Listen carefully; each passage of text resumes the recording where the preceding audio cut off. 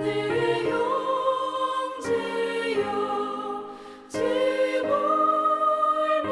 취하다 세상 물질 불탈 때에 너도 타겠구나.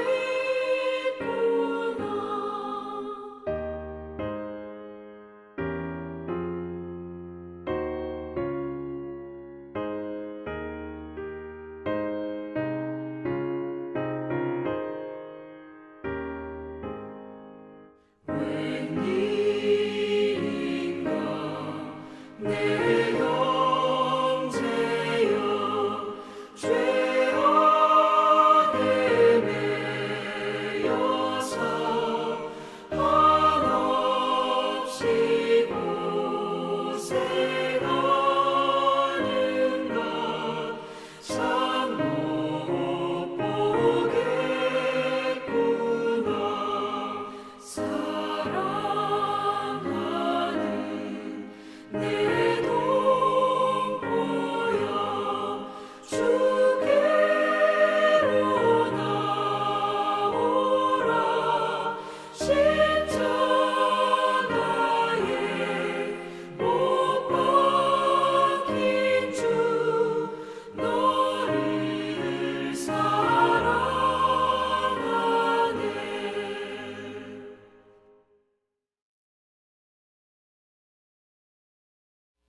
로마서 9장 1절에서 13절까지의 말씀입니다. 로마서 9장 1절에서 13절까지의 말씀 찾으셨으면 한 목소리로 같이 읽겠습니다. 내가 그리스도 안에서 참말을 하고 거짓말을 아니하노라. 나에게 큰 근심이 있는 것과 마음에 그치지 않는 고통이 있는 것을 내 양심이 성령 안에서 나와 더불어 증언하노니, 나의 형제 곧 고륙의 친척을 위하여 내 자신이 저주를 받아 그리스도에게서 끊어질지라도 원하는 바로라. 그들은 이스라엘 사람이라. 그들에게는 양자됨과 영광과 언약들과 율법을 세우신 것과 예배와 약속들이 있고, 조상들도 그들의 것이요 육신으로 하면 그리스도가 그들에게서 나셨으니 그는 만물 위에 계셔서 세세의 찬양을 받으실 하나님이시니라. 아멘. 그러나 하나님의 말씀이 폐하여진 것 같지 않도다. 이스라엘에게서 난 그들이 다 이스라엘이 아니요 또한 아브라함의 씨가 다 그의 자녀가 아니라 오직 이삭으로부터 난 자라야 내 씨라 불리리라 하셨으니, 곧 육신의 자녀가 하나님의 자녀가 아니요 오직 약속의 자녀가 씨로 여기심을 받느니라. 약속의 말씀은 이것이니, 명년 이때에 내가 이르리니 사라에게 아들이 있으리라 하심이라. 그뿐 아니라 또한 리브가가 우리 조상 이삭 한 사람으로 말미암아 임신하였는데, 그 자식들이 아직 나지도 아니하고 무슨 선이나 악을 행하지 아니한 때에 택하심을 따라 되는 하나님의 뜻이 행위로 말미암지 않고 오직 부르시는 이로 말미암아 서게 하려 하사, 리브가에게 이르시되 큰 자가 어린 자를 섬기리라 하셨나니, 기록된 바 내가 야곱은 사랑하고 에서는 미워하였다 하심과 같으니라. 아멘. 오늘부터 우리는 9장의 말씀을 가지고 앞으로 사흘간 함께 말씀을 나누게 됩니다. 로마서를 시작할 때부터 말씀드린 바와 같이 로마서는 쉽지 않습니다. 아무리 존 웨슬리나 어거스틴이나 마틴 루터나 칼 바르트나 존 칼빈이나 아무리 유명한 신학자나 유명한 목회자가 로마서를 통해서 은혜를 받았다라고 말하지만 어려운 것은 사실입니다. 바울이 로마서를 쓴 그 이후로부터 지금까지도 신학자들이 각 장과 각 절, 그리고 바울의 신학에 대해서 아직까지 논쟁을 벌이는 것을 보면 그래도 나름 위안을 얻기도 합니다. 어려운 성경이니만큼 우리 목표가 분명해야 합니다. 또 단순해야지 길을 제대로 갈 수가 있습니다. 두 가지 목표를 가지고 말씀을 묵상했으면 좋겠습니다. 첫째는 로마서가 말하고자 하는 것이 무엇인가, 궁극적으로 로마서가 하고 싶은 말이 무엇인가 하는 것입니다. 로마서의 핵심 구절이 무엇인가? 준비되셨죠? 로마서 1장 16절 17절 시작. 내가 복음을 부끄러워하지 아니하노니 이 복음은 모든 믿는 자에게 구원을 주시는 하나님의 능력이 됨이라. 먼저는 유대인에게요 그리고 헬라인에게로다. 복음에는 하나님의 의가 나타나서 믿음으로 믿음에 이르기에 하나니 기록된 바 오직 의인은 믿음으로 말미암아 살리라 함과 같으니라. 아멘. 두 번째는 좀 더 어려운 얘기지만 각 장별로 이어지는 논리의 흐름을 이해하고 기억하는 것입니다. 각 장별로 무슨 이야기가 있었는지 그것을 이해하고 넘어가는 것입니다.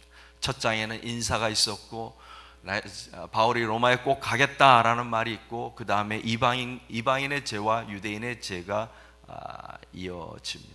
이런 식으로 계속해서 그 장별로 단락별로 무슨 이야기를 하는지 기억하고 정리를 하고 넘어가라는 것입니다. 단어 한 절에 얽매이지 말고 전체적인 큰 그림을 보라는 것입니다. 바울이 하고 싶은 말이 무엇인지, 핵심이 무엇인지 나무가 아니라 숲을 보라는 말씀입니다. 댁에 가셔서 성경을 펴서 조용히 머릿속으로 로마서의 내용을 한번 연결시켜 보면 좋겠습니다. 요즘 성경들은 참 잘 돼 있어서 단락별로 소 제목들이 되어 있습니다. 그 소 제목을 연결만 시켜 보아도 큰 그림을 잡을 수가 있습니다. 오늘 본문 9장의 오늘 본문 말씀은 크게 두 가지 내용으로 나눌 수 있습니다. 첫째는 동족을 향한, 자기 고륙을 향한, 친척을 향한, 형제를 향한 바울의 마음입니다. 3절, 나의 형제 곧 골육의 친척을 위하여 내 자신이 저주를 받아 그리스도에게서 끊어질지라도 원하는 바로라. 제가 아는 어떤 목사님은 이 구절을 가지고 사도 바울이 지나쳤다, 너무 교만하다라는 말씀을 하는 것을 들었습니다. 여러분은 어떻게 생각하십니까? 그리스도에게서 끊어질지라도, 저주를 받을지라도. 출애굽기에 보면 금송아지를 만든 이스라엘 백성들을 위하여 모세가 이렇게 이야기합니다. 이제 그들의 죄를 사하여 주시옵소서. 그렇지 아니하시오면 나 모세를 주님께서 기록하신 책에서 지워주십시오. 하나님께서 모세의 이름을 주셨을까요? 아니면 이스라엘의 죄를 용서하지 않으셨을까요? 바울이 모세와 같은 이야기를 하는 것입니다.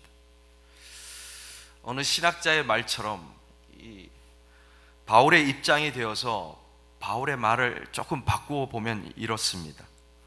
만약 가능하다면 나의 동족을 위하여 그리스도로부터 끊어지는 저주를 받겠습니다. 그러나 그것은 불가능한 일이라는 것을 나는 잘 알고 있습니다. 왜 불가능합니까? 첫째는 바울이 예수 그리스도가 아니라는 것입니다. 바울이 누구를 대신해서 죽을 만한 처지에 있는 사람이 아니라는 것입니다. 바울은 이미 앞서서 유대인이나 헬라인이나 다 똑같다, 의인은 없나니 하나도 없다라고 선언을 했습니다. 그 선언에는 바울 자신도 포함되는 것입니다. 인간이 다른 인간을 구원할 수 없다는 사실을 잘 알고 있습니다. 눈먼 사람을 인도하면 어떻게 됩니까? 죄인을 구원할 수는 없는 것입니다.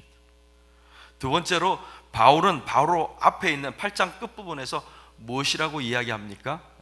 내가 확신하노니 사망이나 생명이나 천사들이나 권세자들이나 현재일이나 장래일이나 능력이나 높음이나 깊음이나 다른 어떤 피조물이라도 우리를 우리 주 그리스도 예수 안에 있는 하나님의 사랑에서 끊을 수 없으리라. 다른 어떤 피조물이라도, 내 이웃의 어떤 사람이라고 할지라도, 심지어 다른 사람은 물론이고 심지어 나 자신이라고 할지라도, 나 자신의 어떤 연약함과 미숙함과 실패와 좌절과 죄책감조차도 나를 하나님의 사랑에서 끊어낼 수 없다라고 선언하고 있는 것입니다. 불가능하다는 것입니다. 우리는 자주 우리 신앙의 밑바닥을 드러냅니다. 아니, 사실은 매일 매 순간마다 나의 믿음의 깊이를 마주하는 순간들이 찾아옵니다. 얕고 얕은 나의 믿음, 시간이 이렇게 흘렀는데 나의 믿음, 나의 영성, 아주 얕고 얕은 그것을 발견하게 되면 요즘 말로 현타가 옵니다. 바울의 말처럼 오호라, 나는 곤고한 사람이로다 라는 고백을 할 수밖에 없습니다. 그때 우리 주 그리스도 예수 안에 있는 하나님의 사랑에서 우리를 끊을 수 없다라는 이 말씀이 한 줄기 빛으로 다가오는 것입니다. 인생이 그러하듯이 우리의 신앙생활도 마찬가지입니다. 오르막이 있고 내리막이 있습니다. 항상 잘 나갈 수는 없습니다. 항상 평온함을 유지하며 살 수도 없습니다. 만약 하나님께서 저와 여러분의 인생을 내리막길에서 평가하신다면, 판단하신다면, 정죄하신다면 어떻겠습니까? 그런데 바울은 말하고 있는 것입니다. 그럴 수 없다. 하나님의 약속은 그럴 수 없다라고 이야기하는 것입니다. 그래서 어쩌면 더욱 자신 있게 바울은 이렇게 이야기하고 있는 것인지도 모르겠습니다. 그리스도에게서 끊어질지라도 일어날 수 없는 일이기 때문에 말하는 것입니다. 이것이 그리스도인의 마음입니다. 이것이 불신자들을 향한 그리스도인들의 마음입니다. 이것이 또한 하나님의 마음인 것입니다. 에스겔서 18장에 보면 하나님께서 이렇게 말씀하십니다. 주 여호와의 말씀이니라, 내가 어찌 악인이 죽는 것을 조금인들 기뻐하랴. 그가 돌이켜 그 길에서 떠나 사는 것을 어찌 기뻐하지 아니하겠느냐. 오늘 본문의 두 번째 내용은, 그렇다면 혈통적인 이스라엘은 어떻게 될 것인가? 바울의 동족인 이스라엘은 구원에서 정말로 제외되었는가 하는 것입니다. 사실 이 말씀은 우리가 계속해서 묵상해온 참 이스라엘은 누구인가 라는 말씀의 연장에 있습니다. 아브라함의 자손들인 이스라엘에게 하신 언약들은 다 폐기된 것일까? 유대인들은 다 구원에서 제외된 것입니까? 만약에 유대인을 향한 언약이 지켜지지 않고 폐기된다면 이방인을 향한, 저와 여러분을 향한 하나님의 약속도 폐기될 수 있지 않을까요? 그 하나님의 약속을 우리는 여전히 신뢰할 수 있을까요? 사람의 말 가운데 한 번 배신한 사람이 또다시 배신하지 않겠습니까? 한 번 깨어진 약속이라면 또 깨어질 수 있지 않겠습니까? 그 많은 특권을 받은 이스라엘에게 주신 약속이 만약에 깨어졌다면 이방인인 저와 여러분을 향한 약속은 더 말할 나위가 없지 않을까요? 그래서 6절 바울이 이야기하고 있는 것입니다. 그렇지 않다. 하나님의 말씀은 폐하여지지 않았다. 유대인을 향한, 이스라엘을 향한 하나님의 약속은 깨어지지 않았다라고 선언하는 것입니다. 하나님이 이스마엘이 아니라 이삭을 선택한 것입니다. 혈통의 자녀가 아니라 약속의 자녀가 아브라함의 자손인 것입니다. 이스마엘도 혈통의 자손입니다. 하지만 약속의 자녀를 하나님께서 선택하신 것입니다. 이것은 이삭과 이스마엘의 문제가 아니라 에서와 야곱에게까지도 이어지는 문제입니다. 율법이나 할례나 행위가 아니라 하나님의 약속을 따라 이루어졌다는 것입니다. 오늘날 신앙이 있는 분들 가운데 오해하시는 분들이 있습니다. 이삭과 이스마엘을 오늘날의 이스라엘과 아랍의 대결로 착각하시는 분들이 있습니다. 그래서 이스라엘은 선이고 아랍은 악이다 라고 주장하는 분도 있습니다. 오늘날의 아랍이 이스마엘의 혈통이 아닙니다. 뿐만 아니라 성경은 말합니다. 혈통의 자녀가 이스라엘이 아니다. 약속의 자녀가 아브라함의 자손이다. 그래서 몽골 계통인 저와 여러분도 아브라함의 자손인 것입니다. 아랍인들 가운데도 많은 그리스도인들이 존재합니다. 그들도 믿음의 자손들입니다. 아브라함의 자손들인 것입니다. 바울이 오늘 말하고자 하는 것이 무엇입니까? 하나님의 약속은 이방인들을 구원하신 것 같이 이스라엘도 구원하실 것이다. 그러나 혈통이 아니라 육체가 아니라 믿음으로 약속으로 구원받게 될 것이다 라고 말하고 있는 것입니다. 저와 여러분은 믿음으로 하나님의 자녀가 되었습니다. 율법으로 행위로 돌아가지 마십시오. 바울은 계속해서 저와 여러분에게 이것을 말씀하고 있는 것입니다. 다른 사람들을 정죄하는 순간, 다른 사람들을 판단하는 순간 여러분은 율법으로 돌아가는 것입니다. 여러분이 구원받은 약속과 믿음을 포기하고 율법으로 돌아가는 것입니다. 아니, 여러분 자신을 율법으로 판단하는 순간 우리는 다시 율법으로 돌아가는 것입니다. 마치 돼지가 목욕하고 나서 다시 진창으로 돌아가듯이 돌아가는 것입니다. 세상 어느 것도 우리 주 그리스도 예수 안에 있는 하나님의 사랑에서 끊을 수 없다라는 그 믿음으로 돌아가게 되기를 바랍니다. 나를 끊어낼 수 없는 하나님의 사랑, 나를 끊어낼 수 없는 하나님의 사랑. 그렇다면 내 마음에 들지 않는 그 사람도 하나님의 사랑에서 끊어지지 않는다라는 것을 깨닫는 것입니다. 심지어 하나님을 대적하고 다른 사람들을 정죄하고 판단하는 사람조차도 하나님께서는 여전히 나에게 하신 것처럼 사랑의 손을 내밀고 있다는 것입니다. 이것이 바울이 자신의 형제들을 향한 마음이고 우리를 살리신 예수님의 마음이기도 합니다. 이 마음을 기억하는 오늘 하루가 되기를 바랍니다. 기도하겠습니다. 하나님, 바울과 같이 하나님의 사랑을 가슴에 품고 세상을 바라보는 하나님의 자녀들이 되게 하여 주시옵소서. 예수님의 이름으로 기도하옵나이다.